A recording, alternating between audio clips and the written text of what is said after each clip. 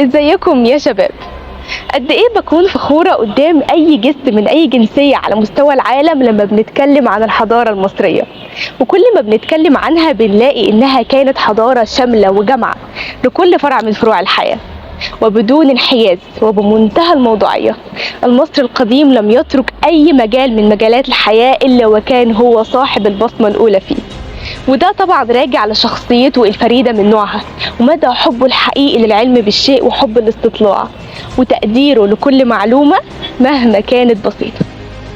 وده اللي بتثبته كل يوم لكل شخص على مستوى العالم حضارتنا المادية العظيمة، اللي من ضمنها لوحة أنا بسميها لوحة الفخر والاعتزاز.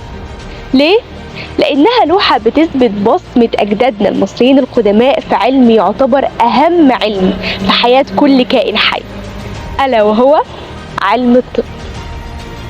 في محافظة أسوان وبالتحديد في معبد كومومبو بنشوف لوحة أثرية ما زالت حديث ألسنة علماء العالم وموضع نقاش وبحث مفتوح حتى الآن، بتحتوي على الأدوات الجراحية اللي كان بيستخدمها المصري القديم واللي طورناها إحنا دلوقتي في مجال علم الجراحة.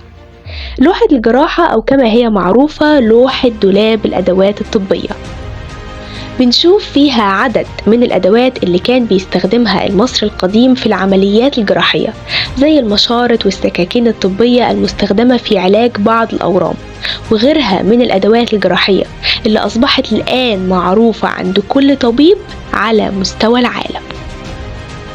ولأن البداية دايما من عند المتحف المصري، هنا وفي قاعة من قاعات المتحف المصري بيعرض لنا فيها الأدوات اللي موجودة في اللوحة دي كأدوات حقيقية كان بيستخدمها المصري القديم.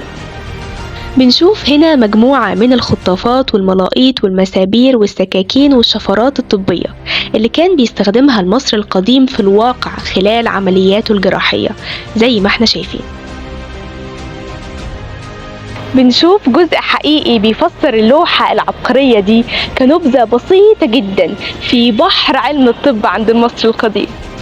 بيثبت فيها المصري القديم لكل شخص في العالم من هي مهد الحضارة، من هي أول سطور التاريخ، من هي أم الدنيا، من هي كيميت القديمة، من هي مصر.